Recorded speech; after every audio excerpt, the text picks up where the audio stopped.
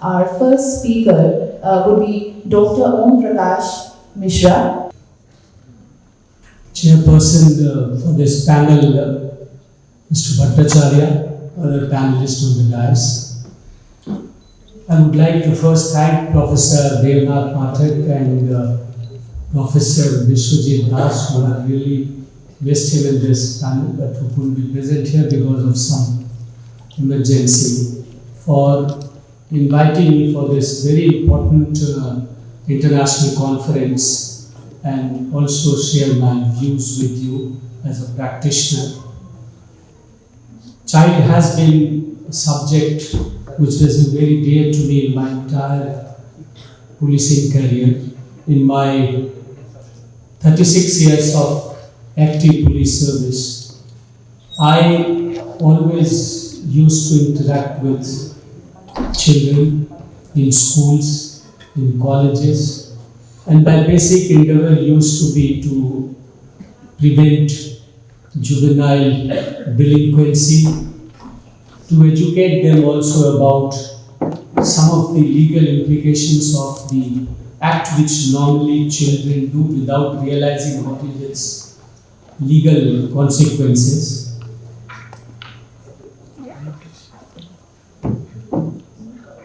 Today, I'll be sharing my views on trafficking of the children for commercial sexual exploitation, which has historically been known also as for the purpose of prostitution. But before I come to the topic, the main theme of this conference is cultures of childhood. And when we are talking about cultures of childhood, we should also remember the other subcultural narratives which exist in the society. I would like to highlight some of them.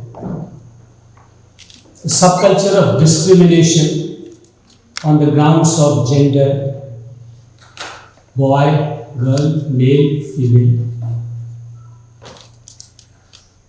of inequalities and deprivations. Also, subculture of initial socialization of a child in the overall matrix of class, caste, creed, race, religion, ethnicity, and some other things. Again, growing of a child in the urban slums amidst affluent high-rise buildings, posh localities, on pavements, on streets.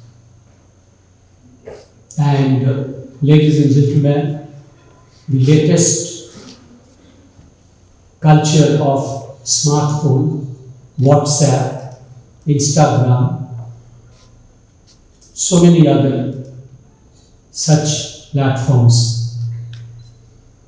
And finally, culture of parental indifference. I think when I look at this whole broad thing, these are certain things also which we should definitely keep in mind. And I would like to now come to the main topic of actors, agencies and interventions. As I told you, the entire presentation and whatever I am going to speak, it is from the perspective of a law enforcement officers, but who also have a bad habit of looking at things from a sociological perspective. That sharpened the whole issue for me. It is also based on the operations and interview of more than 300 minor sex workers rescued from organized brothel house in Delhi, which is also popularly known as GB Road. Those of you who are familiar with the topography of Delhi. You know, it is in the walled city. Certain rescues also which was carried out in Goa, because I was posted there also. And all these rescues, I'll come to those issues, how they helped also in reorienting some of the policy initiatives. So I'll start the basic issue of prostitution today with a very famous quote by a French feminist author, very popular, Simone de Beauvoir. And she said that prostitution has followed humanity from antiquity to the present day. So have many other phenomena which have not created such emotional and even vitriolic response. We normally have a very conventional understanding where we think that prostitution cannot be a voluntary choice. It is always a compelled choice through even violence or destitution, and to glamorize it as work that trivializes the harm it does to the women in it. But this is a popular understanding. Forcibly prostituted women and children, exploited children are not sex workers. They are in plain terms victims of crime, including multiple rapes every day. According to the NACO figure, there are more than 8 lakh women sex workers. It keeps changing. And more than 6,000 female sex workers have been subjected to physical violence and other forms of abuse, according to the figures of National Crime Records Bureau. UNICEF also estimates at least 1 million prostitutes in Asia alone. Greatest numbers are in India, Thailand and Philippines. Now, who are the actors in this? Let me tell you, trafficking is an industry. It has emerged as a full-fledged industry, which operates on the basic law of demand and supply. So the key actors in this first is the trafficker himself. The second is the traffic person. After this, we have some other things also which play a very important role in the whole operation of the trafficking of the children. For example, a place where the traffic person a child has to go. Origin of the traffic person, receiving country or place, where are they going? Destination country, transit country, and waiting country. Because if a traffic victim is, say for example, traffic from a remote village in Assam, Orissa or any other place, and the intention is to send that victim to Thailand, she will not go directly. There are many players, there are many sub-actors in this whole trafficking network. Someone traffics them from the village, hands it over to somebody in the city, then it's a chain through which finally she gets delivered at a particular destination. Now, what is the methodology? How it happens? So some of the popular thing which I spoke to most of these victims and what emerged through, which is also available in the literature today, it is through networks involved in organizing illegal adoption routes also. That is also a very important way through which children are trafficked. Illegal migration, illegal marriage amendment bureaus, mail order brides, particularly known in East Asia, illegal domestic help agencies, beauty parlors, spa centers, assurance of good jobs, cabaret dancers, barmaids, bonded labor, bakery, and the latest one, which is really faceless and anonymous, in the cyberspace.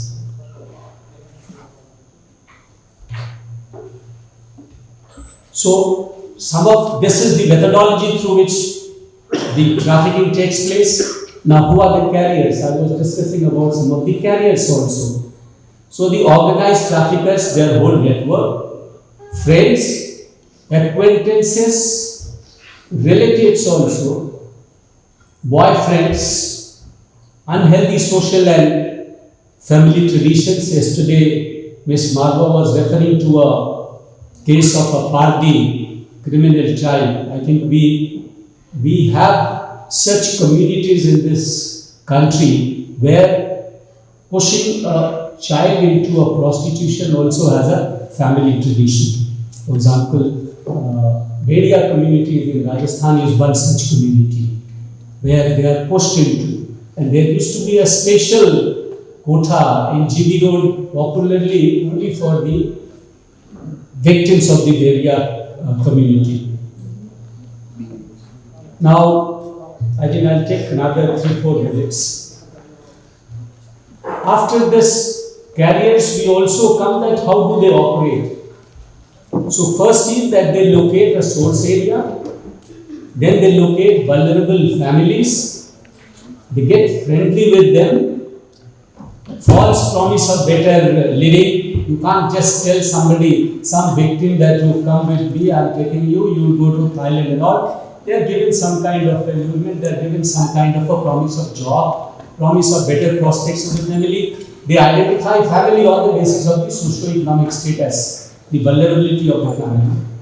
Then the victim is trafficked, victim reaches place of delivery, kept in transit place, negotiation takes place, and then finally she is delivered at a particular brothel house.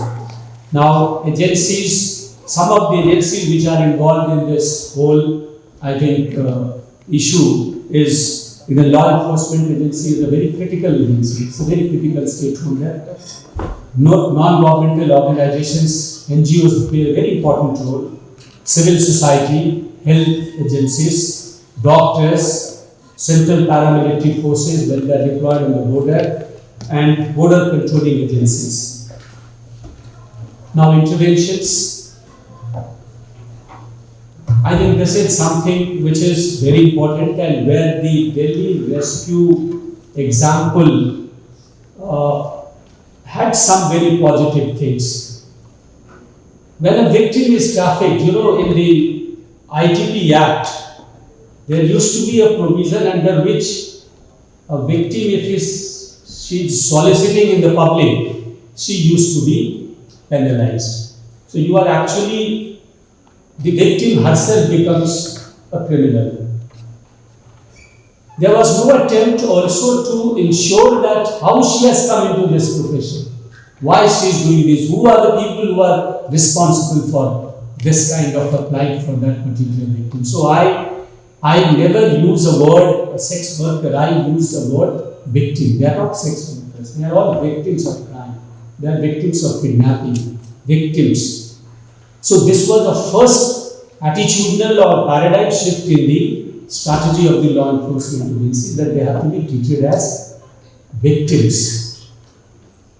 We also registered a lot of cases, criminal cases on the statement of the victims, which is not very easy. Let me tell you, because of my acquaintance with one or two other regional languages, I was able to communicate with them in their language in the rescue home. I'll talk to them. To extract information from them about the trafficker it's very difficult task. You have to ensure them, you have to give them confidence. So I think that is what was a very difficult task, when after rescue operations I go and I talk to them and know how they have landed up in this whole we had registered at least more than 75 criminal cases. And some of these criminal cases in the ITP Act, there used to be a provision also for a sealing of a quota. And I have no hesitation, and I say this with a lot of pride, that when we started getting cases registered in one of the convictions, the brothel house was sealed also. And at that point of time, this was the first case in Asia where on conviction premises was sealed. We had to educate many people about it.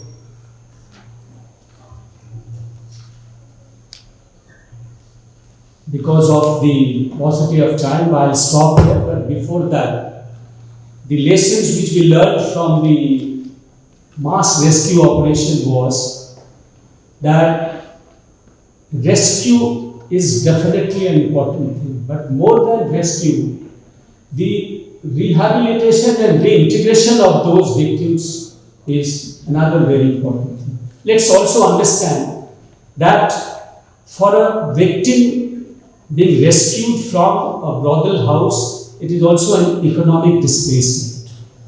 She has been living on some kinds of earning against her wishes, and it's a vicious trap in which she cannot come out. She really doesn't know she has been bought by somebody, and she has to pay the money, then only she'll come out.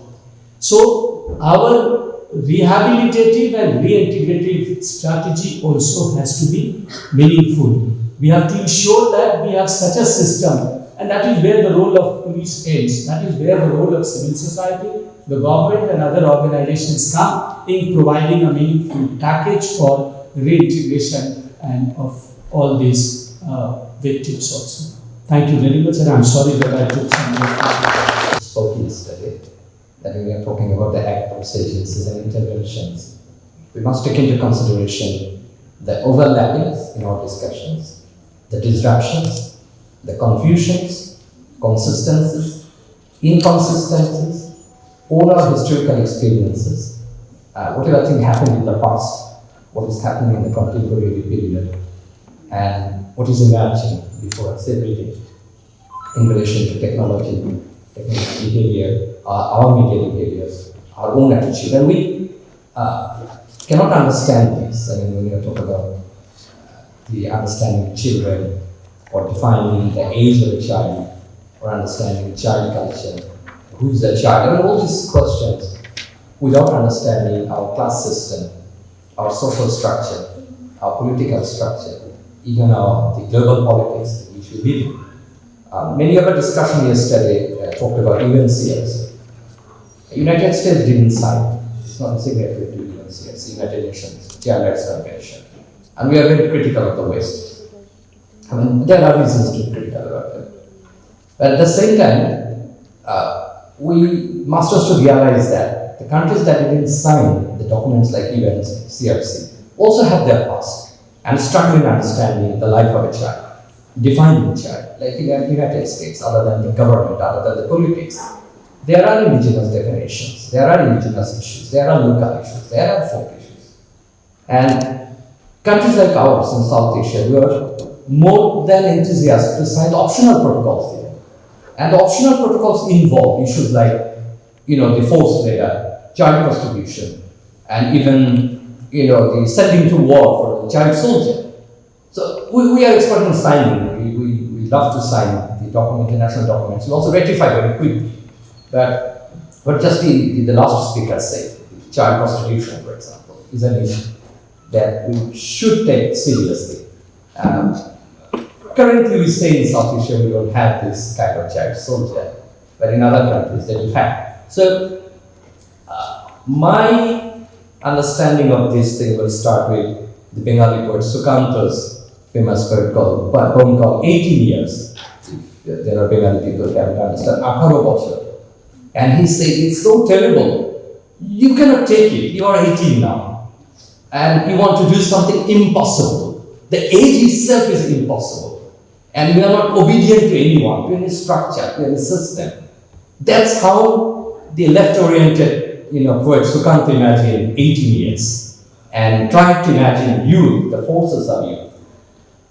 Now, the actors and agencies, let's divide this into two. Yesterday, some of the speakers were talking about the action research done by NGOs and the limits of the, some of the limitations of the academic research on children and media, or on children and culture, or defining childhood. I'm into the business of media and communication. I teach media and communication. The very first study that took place in media and communication and mass communication tradition was the impact of motion films on children in the United States, called paid film studies. There are a series of studies. So we can be very critical about the Western framework, the way they look at the child, or the culture, or the childhood. But they started the first research with children, or for children, if not by the children. And then the famous study done by Wilbur Strand, Television in the Lives of Our Children, is a groundbreaking work. It took 10 years to conduct the study, to finalize the study, and to publish the study.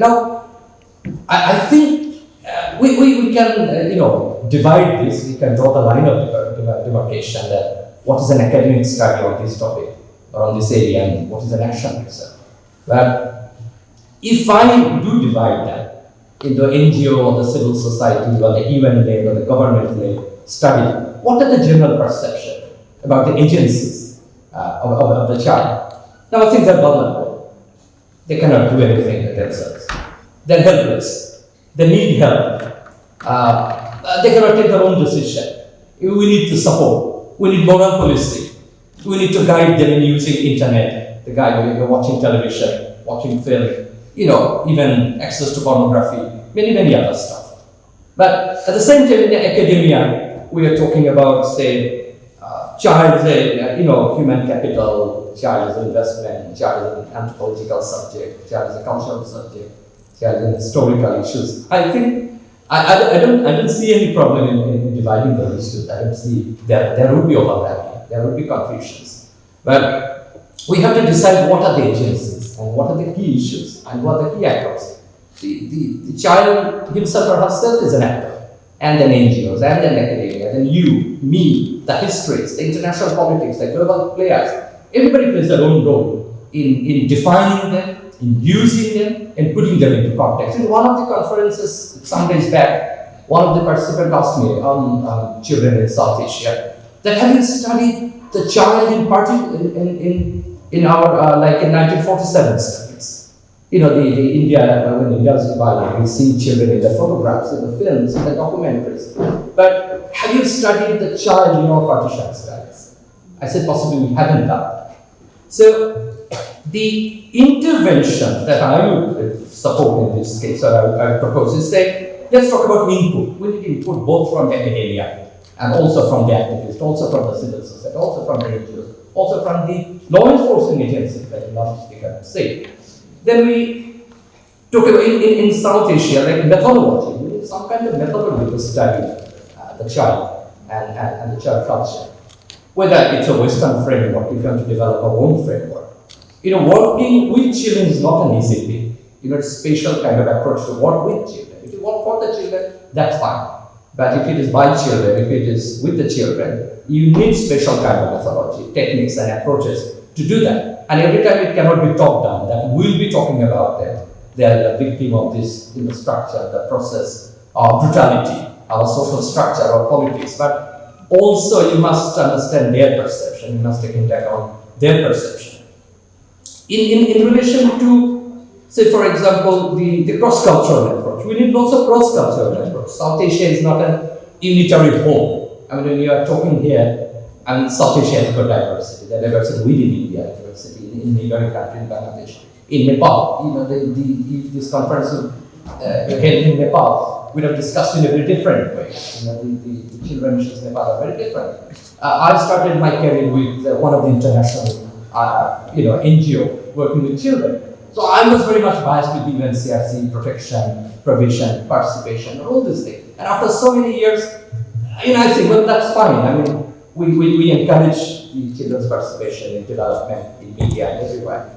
But if it is all about working with children and understanding the child culture in South Asia, then we need to talk about the policy interventions. I mean, how do you do the policy interventions?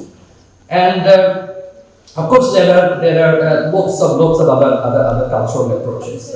Inside in academia, I would say I think the anthropologists should focus more on this issue.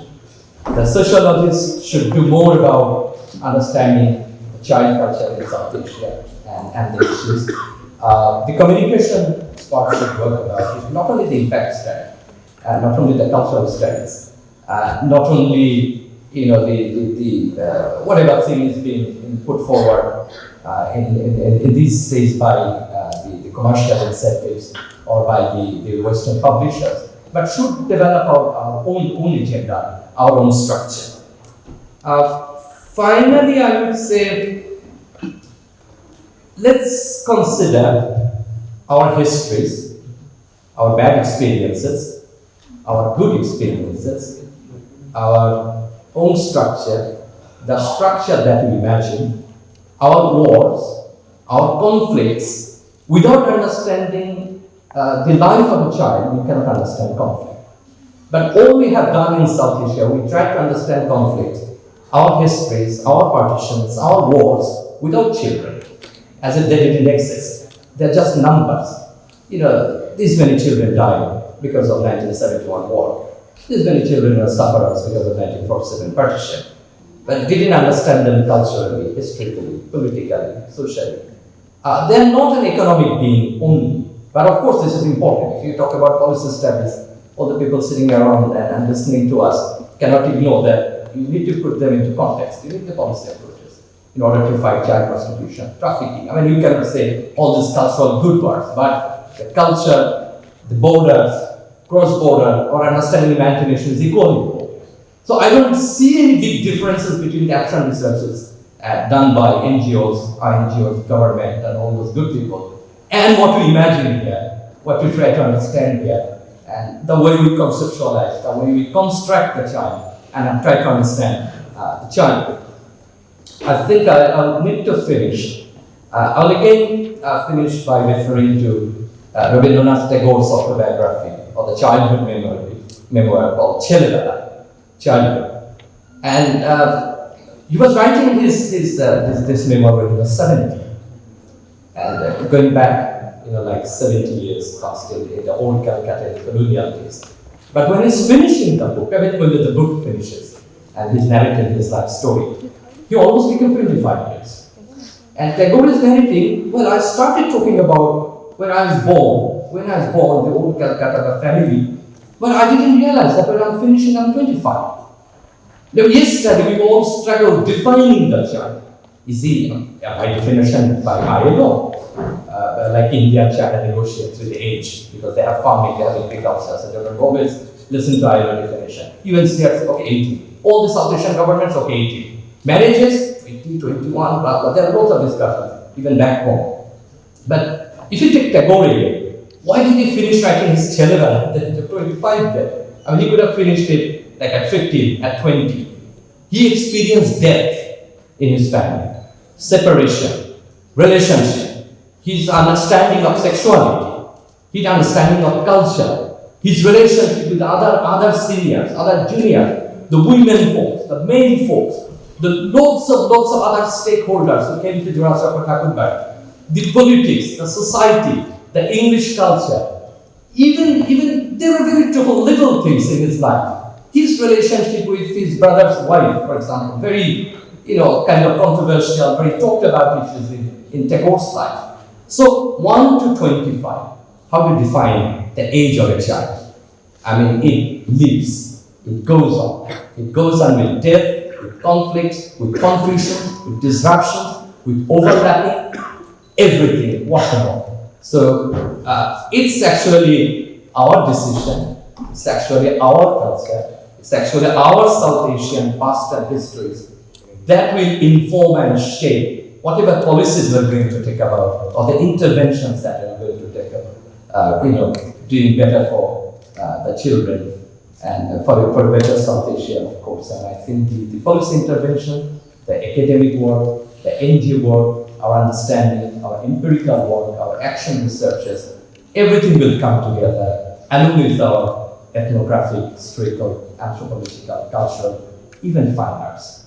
When I'm finishing, I'm standing in Delhi and in India, which has got one of the finest film industries, the biggest film industry, the successful film industry in the world. But how many studies have you seen that initiated by Mumbai film industry, by Bollywood, to look at its relevance to children, not impact, the way children accept it, the way children understand it, and the way it can be put into, can be translated into our policy initiatives with this approach. Thank you, sir.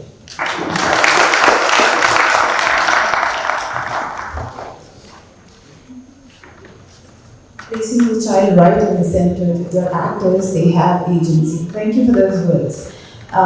Next speaker is Dr. Antaryamdard. Please come to the stage.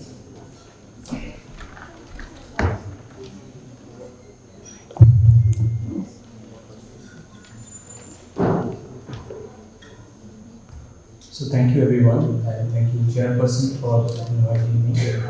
So I would bring the perspective from a medical health and a public health lens, because I'm a medical person, I'm a public health expert, I'm a nutrition expert. So I would look into the child interventions and the child rights issue from that lens. So we all say that children are our future, isn't it? That's many of the time you have read it, you have used it for children are our future.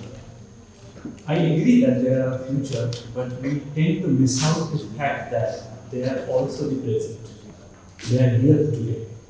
And if you look at the context, how these children are doing in terms of their human developmental capacity, you will be surprised to see that in the world, Asia is the #1 continent, and India is of course the #1 country within Asia in all the dimensions. You talk about child mortality, you talk about child malnutrition, you talk about poor nutrition. In all these indicators, we are not faring well. Say for example, every third child in this continent is malnourished, is stunted. Stunted means it is not only stunted for the height and for the anthropometry, it is actually stunted for the human capacity, stunted in their cognitive capacity, stunted in their economic capacity. So that's how stunting is. That's how bad it is. Now, 32 children out of every 1,000 live birth will not be able to see their 5th birthday. They will die before 5 years. That's the reality in this continent.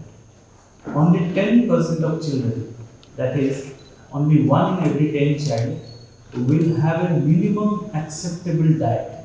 Can you imagine? Minimum acceptable diet. The definition itself is very derogatory. This is the minimum acceptable you have to have. And that only 10% of children will have that minimum acceptable diet. So all these things is compounding and is depriving children's capacity, and hence is social and the economic capability of the country, of a nation.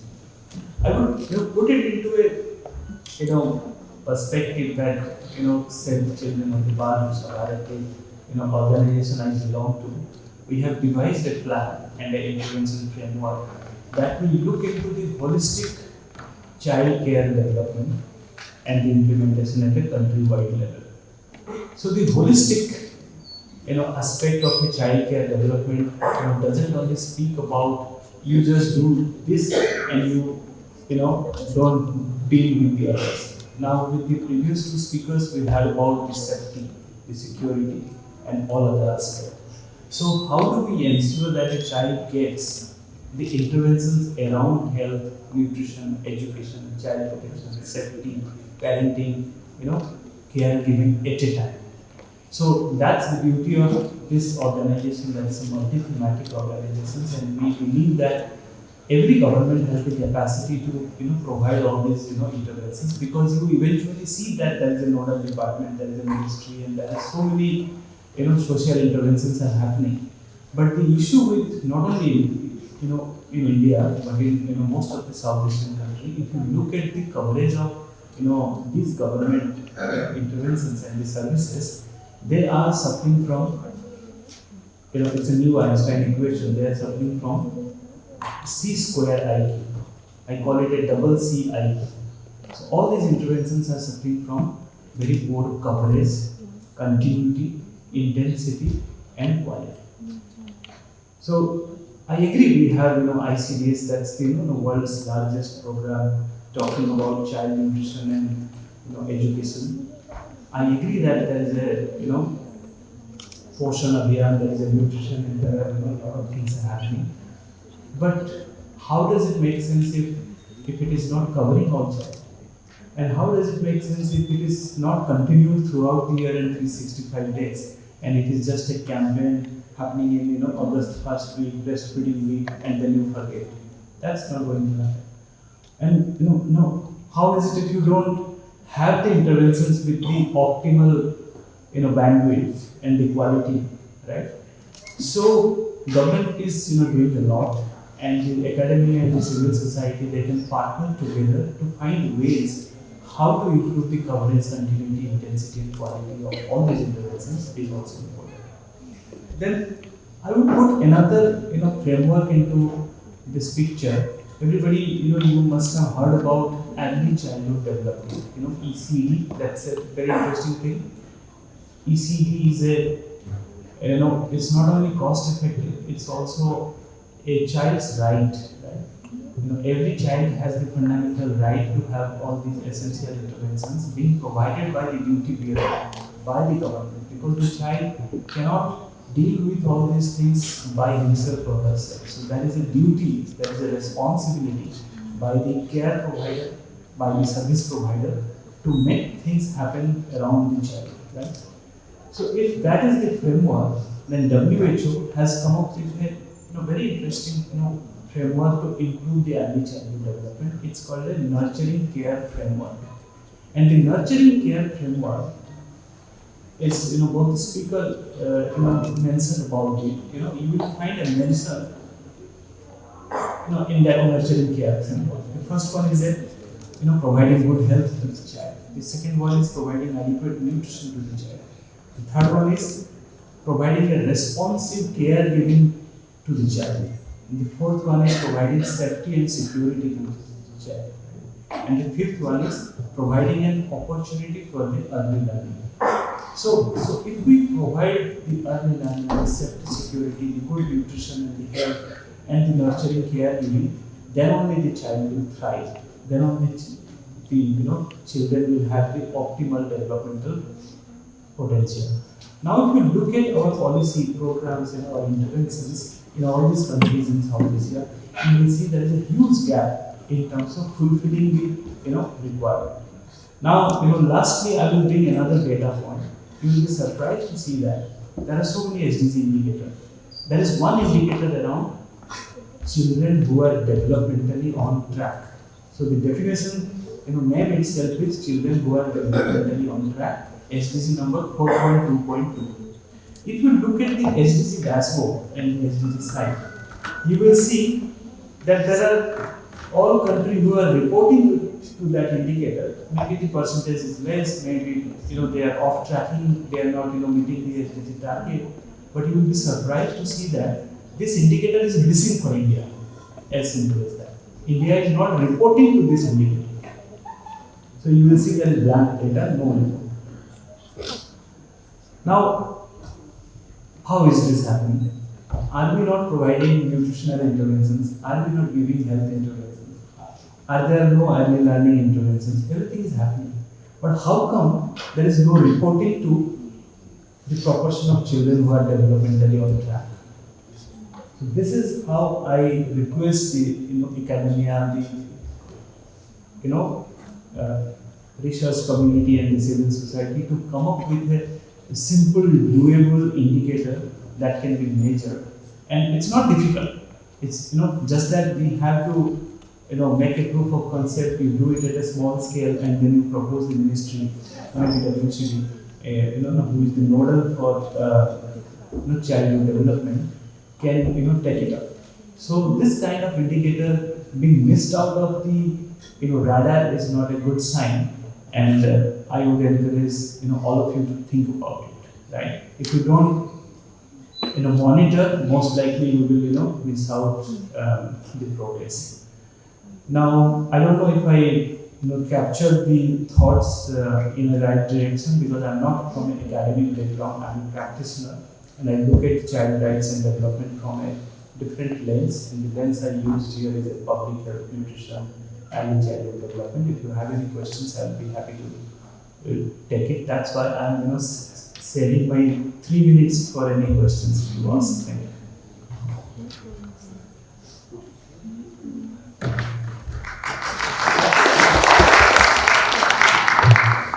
Thank you, Dr. Das. Next speaker is Professor Ravindran Gopal.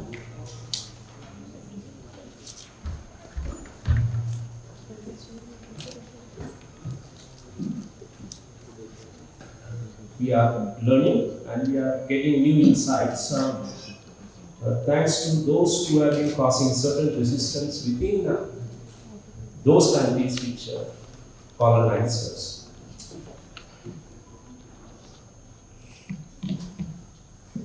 And in this context, how to get away from something which is essentially problematic, such as childhood cultures. Is it not an ambitious term? Or is it not an impossible framework, considering the fact that defining something would make us a prisoner of that something, that framework. So that gets us here singular lens. And defining a child has always been problematic, both in the West and the East. Philosophers are struggling. If we consider philosophy as a very meaningful site of getting us some answers, and those who have leveraged cultural studies, they also struggle, but some succeeded. One person who succeeded enormously, and one who can provide us with an alternative perspective on not only childhood cultures, but cultures in general, in my opinion, is Remo Williams, who got us the term. After weighing the pros and cons of other definitions of culture, he finally says beautifully, culture is ordinary. So with these three words, he demolished the entire anthropological trajectories of culture. So that's the beauty of his way of looking at culture. Yesterday also one presenter, Kanika Day, I think, she referred to another French sociologist, Henri Lupin, who said again beautifully that man is nothing without everyday life. So whatever we mean by culture is residing in our everyday life. So in this context, by extending these two notions, a childhood culture resides in the everyday life of the child. And the everyday life of the child, if you are using a Marxist perspective, it is a site of production. It becomes, because it is a site of production, a problematic site as well for both other members of the society, family, etc. In this context, we all know that children are children because of their potential to imagine. One key difference between children and adults in all cultures is they have this madness. According to Foucault, in his famous work, Birth of the Prison, in one random paragraph, he defines madness with reference to children. He says, surprisingly, madness is children. in a positive sense. Children are endowed with so much energy and strength, and that borders on madness. And that energy and strength also belongs to adults, the prisoners, who can who need to be disciplined. So, from an adult perspective, Foucault is right that we want to discipline children. Somebody should do a study on how in India and in Asian cultures we have a strong regimentation of disciplinary procedures with regard to children. Asian children in the imaginaries of social media are different from American children and European children. So we are given the impression whether the child comes from Japan, China, or India, or Bangladesh, we are given the impression that the Asian child is well regimented or disciplined. That is, of course, subject to speculation.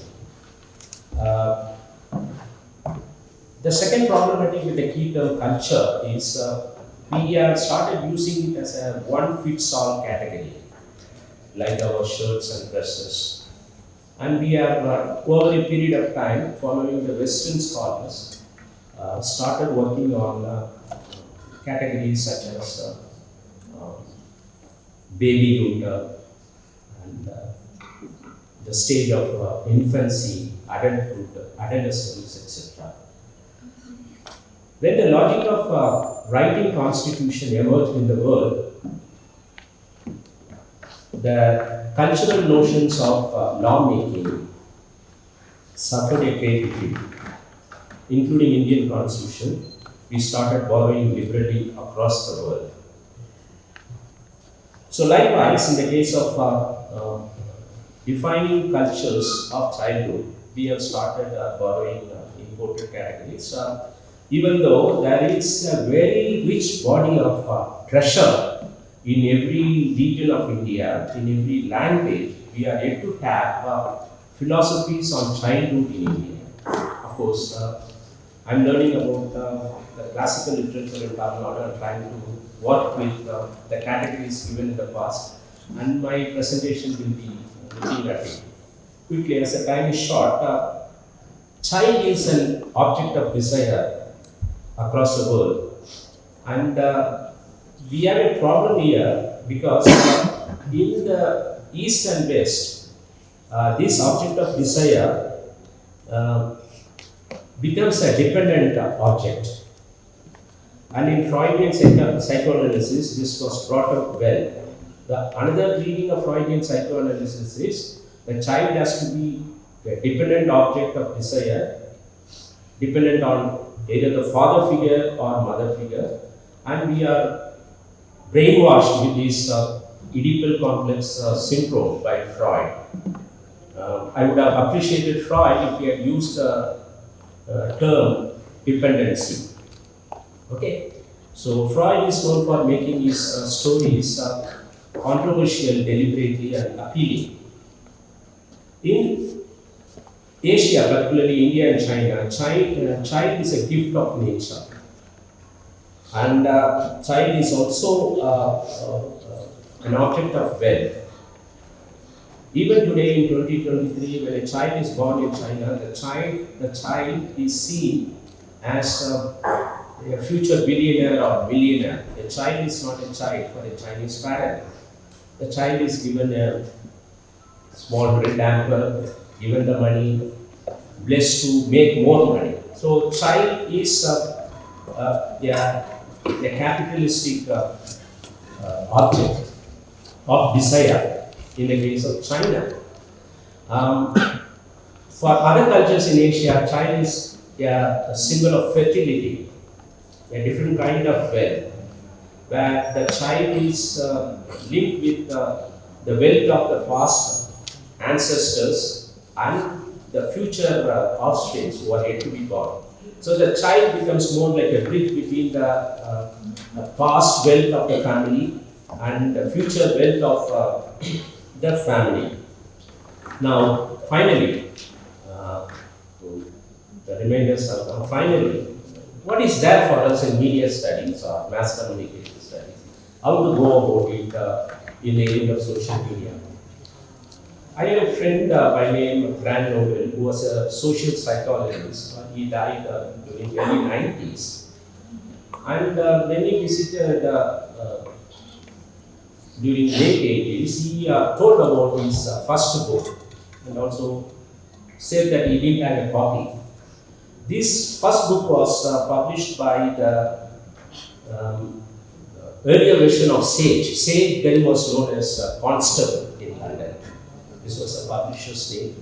I think in 1975, Grand Nobel's the first major work on children and media was published as Children in Front of Television. This was the title of Grand Nobel's work in 1975, published by a publisher called Constable. Very difficult to get unless you go to London and get the hard copy. So, what we can learn from here, in the age of social media, we can't say children in front of Facebook or Instagram. We can't have a book title such as. We never had as Professor Shami was telling us, why in India we don't link films with our childhood cultures. So there is a huge gap in our focus on the influence of films. We are more into studying social media. We are not into studying other conventional media. We still have a huge influence on us.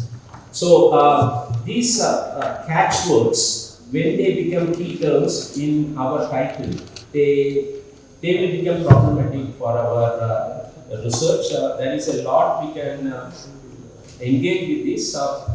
It's a big opportunity given by Professor Dave Potter, supported by Jamiahamdard, and at least if those of us in this hall take the message of the conference, the challenges it poses, each of us can address one challenge, and probably in the next 5 years, South Asia will have a rich body of literature on childhood cultures.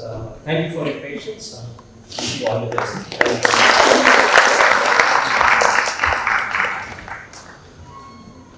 Thank you, Professor Gopalan.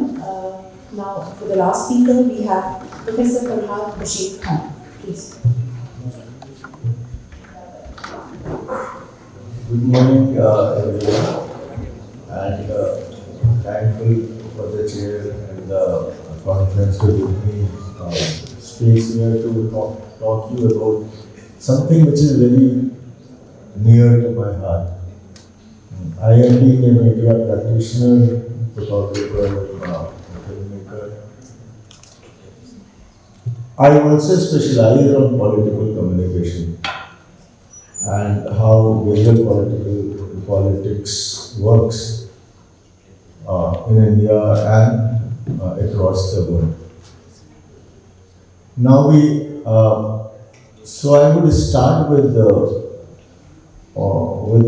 something which is going to come in future, and which is when lot of things would become visible, internet including.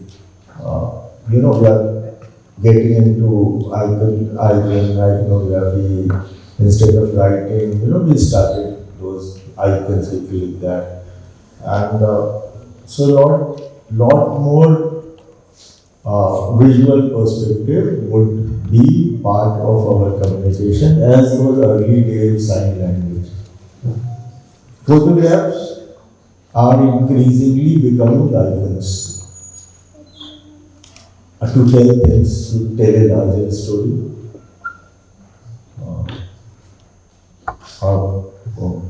Digital or electronic media came late in India, so I will be forced to be quoting from some Western examples. They say if you get a stop a war, you get a start a war with photos, you must have heard all that. Start with the I'll start with 1964 campaign, a US presidential campaign by Lyndon Johnson.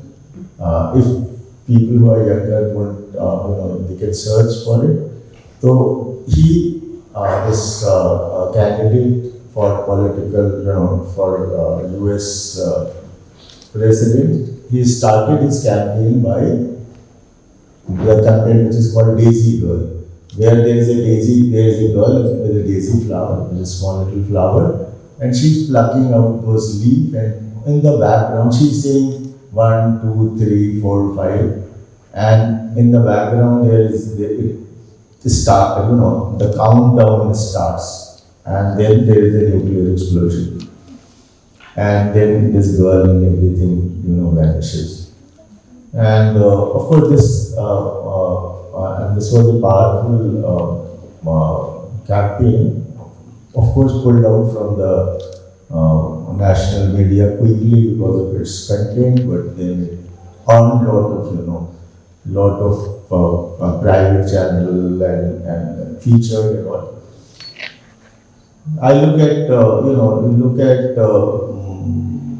for instance 2008 and 12 Obama major campaign where children were singing or repeating about his speech.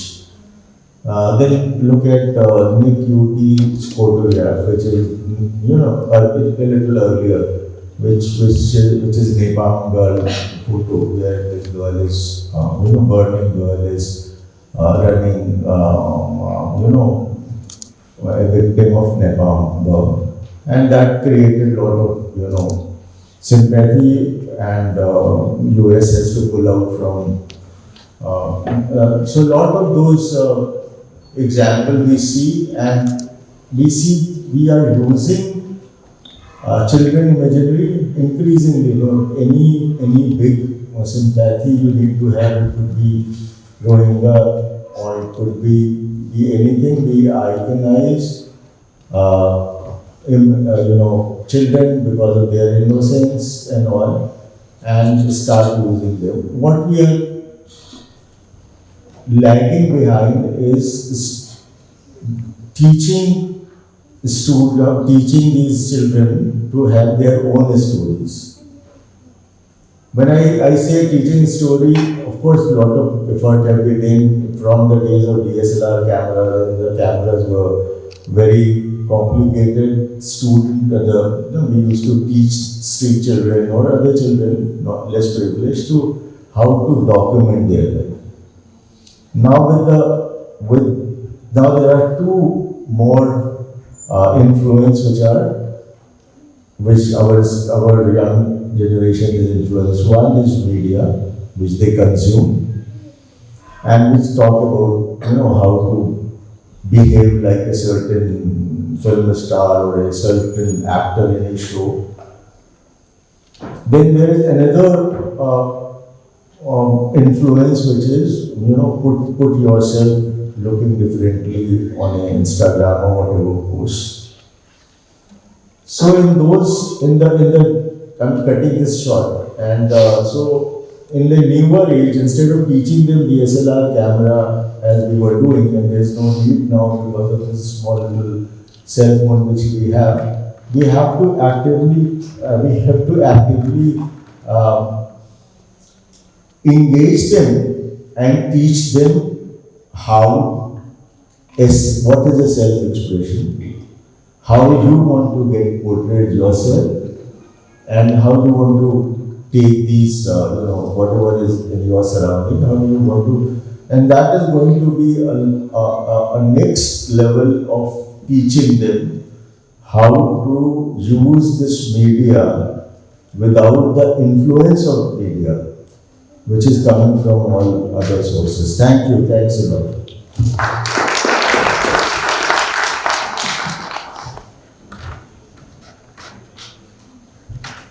Thank you to all the panel speakers. Now I would like to request Mr. Shubhendu Bhattacharjee to bind the panel and also give us his observations and comments.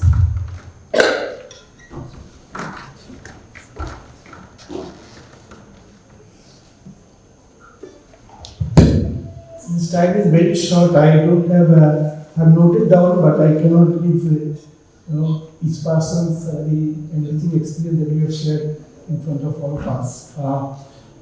Since the topic was for South Asian context, and 600 million children are in there in South Asia, and South Asian children are malnourished. There is high rate of infant mortality, child mortality, maternal mortality, and if you look at the dropouts, are more in South Asia. And if you look at talking about trafficking, child trafficking are more in South Asia. And he has talked about, Professor Salim Raja has talked about, age of children, 25 years, it's a big debate, and all the world is rising, and there are a lot of issues that are coming here. And so major issues of South Asia are migration, conflicts, natural disasters, climate change. Everything is impacting all the rights of children. Professor Rabindran has talked about culture and childhood, and once I was talking to him, he said because of the Kabili, game, the games of children have changed over the Kabili basin regions. They are all, very great resource persons and have enlightened. Thank you very much for being here. I'm cutting short because of the possibility. Thank you so much.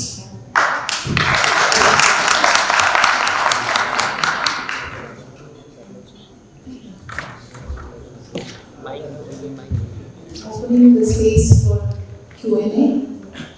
Yes, give me all the mics, please. Hello. A very good morning to everyone present over here. My name is Vishwajit Bhattacharya, and I largely research on the community public sphere of sex workers of Kolkata. My question is directed to Om Prakash Mishra sir. Sir, while doing research concerning the children of female sex workers, I got to notice a few things.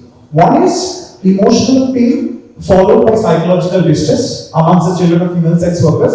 And the second thing is, sir, that there is a pressing notion within children that leaving the community or disassociating with the community at any cost will lead them to a better future.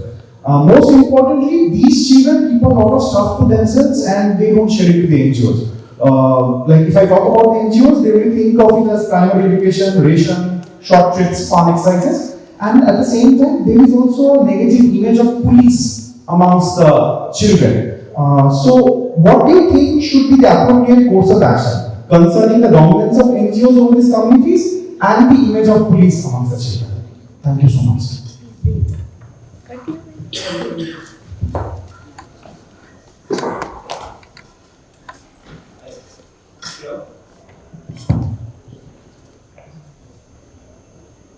Should I respond to this or We can have the questions all at once, if that's okay.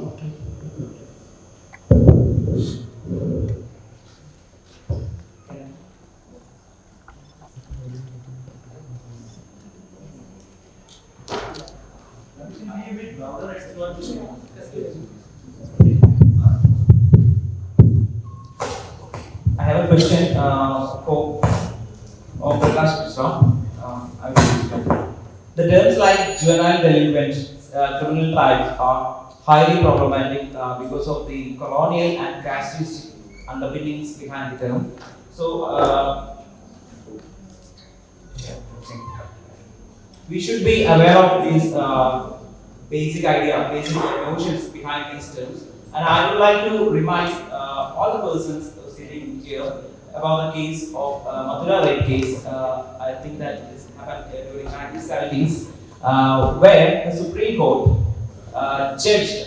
The Supreme Court's judgment, which means, in both ways, as an academic, administrative judgment, and also we use judgment to we use judge person, a person behaving. So, in that most sense, the Supreme Court's judgment on the victim of the Mathura case was like a casteist colonial.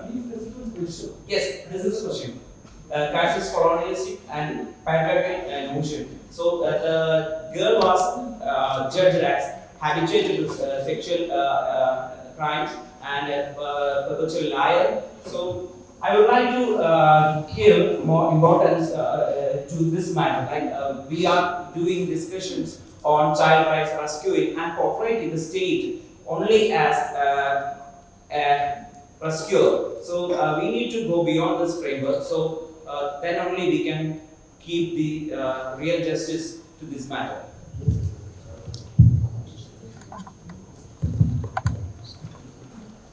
Please, one more in the group, please, in the center panel.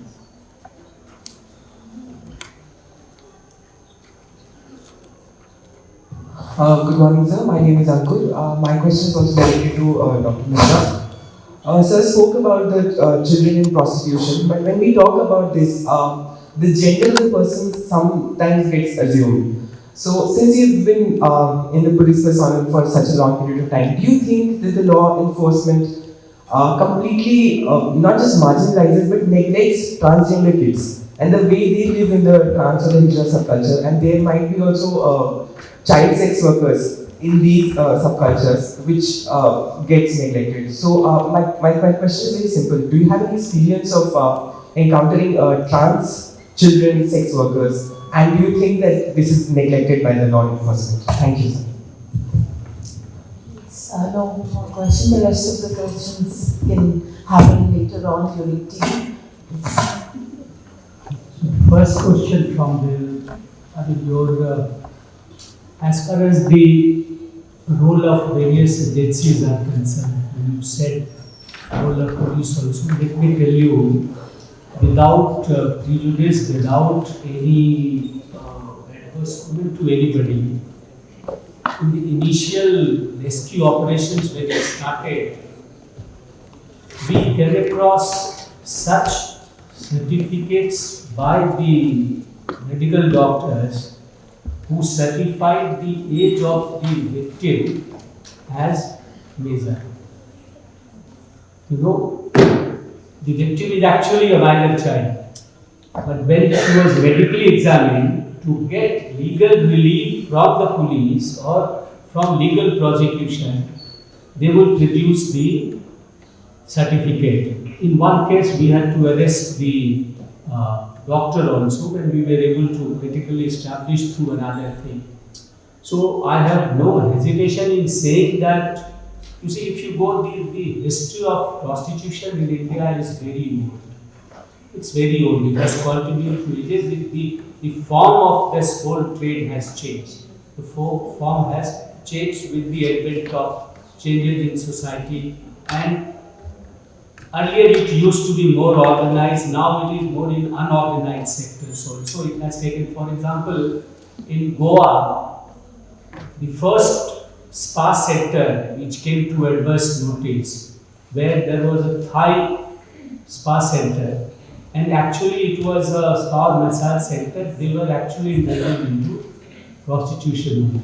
And it was the first case in Goa where we were able to rescue 6, 7, then a lot of changes were brought in the head. So all these stakeholders who are in this particular, operation, they definitely are. The role of police has not been very positive, let me tell you. And definitely it has not been very positive.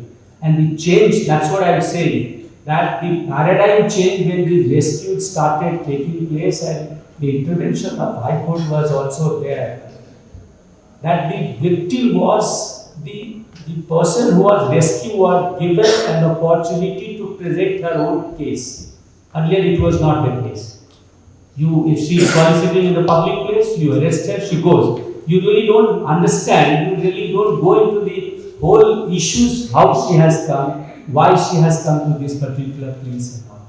But when the victim was given an opportunity to be a complainant in the prosecution, that made a whole lot of a difference. And that was not a very easy job for a victim. For her, it was actually an economic displacement. I mean, I still remember cases in which we had to forcibly remove somebody from the premises because they thought that where will we go?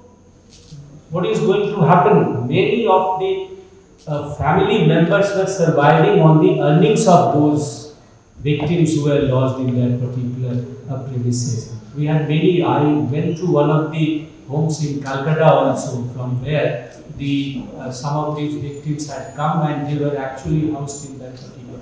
That is why I said that rescue is one dimension of that. More than rescue, if you do not have a meaningful rehabilitative and reintegrative policy, then the chances of getting that women trafficked and getting to that trap is very high. And there are some very good, in fact, NGOs. I know one with which are very intense interaction in Hyderabad, Rajwala. It's a very, I mean, they had such a system of interaction in which the victim, once we had to hand it over to them, they were there for 15-20 days in their home. They will not be told what they are going to do. After 15-20 days, through a very meaningful process, they will be integrated with their families. And let me tell you, they were very conscious of the fact that if they are not given any kind of an employment opportunities, they will go back. So many of them, they got very good jobs as a vendor in ice cream companies and all those places. Once they become economically independent, then after 2-3 months of their rescue, their integration with the family took place. So it was not very abrupt. For family also to accept them as a member of her children was also very important. So I think I have answered my question. The second question, as far as the transgenders is concerned, transgenders in this rescue operation, we never had any minor victim we came across, but transgenders exposure to their activities was in a different form in my different postings, but definitely that's also area. I mean, that's also a very important, in fact, segment of a society. And when we are talking about these victims, we should definitely take into account their concerns also. I'm sorry, the third, I'm not being able to understand what actually your question is, but both other questions, I hope I have answered.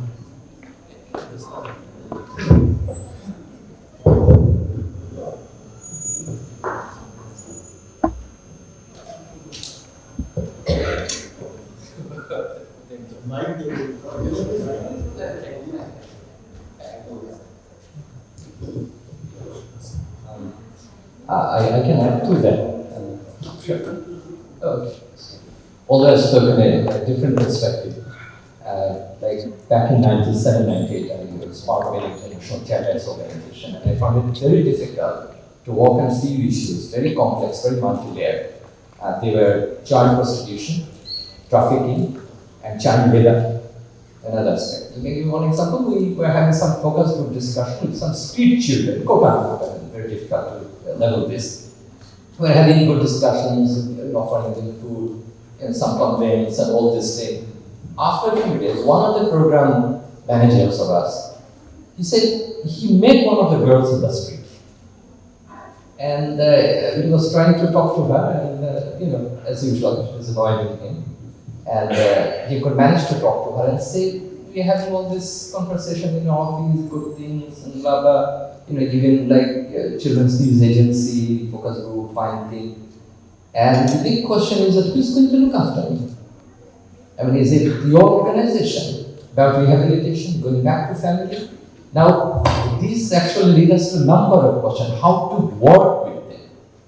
Methodologically, I mean, he spoke from his perspective, which is very important, the different techniques and adopted by the traffickers and how to do that. But I think one of the biggest challenges is rehabilitation and cultural acceptance. I mean, unless we accept them culturally, whatever discussions that we have, and whatever, the administrative measures and the technical measures you take will not work. Same goes for child labor. We used to work with BD factory, cigarette factory, the traditional beauty makers, yeah. And they say, what's going to happen to exactly? Sure, what's going to happen to them? So I think you need separate kind of pedagogy or, the study approach to work on them if you are a researcher. But if you're a policy implementer, that's a different case. And advocacy is one thing that has to continue along with all these things, which is a very long-term process. Juvenile delinquency, you raised something about it. Let me tell you why. In my initial presentation, while I was talking about subcultures of within the cultures of childhood, I will end this by a very important anecdote that happened in this area only. When I was posted as ACP graded class of this area, and parental indifference or how we are concerned our children.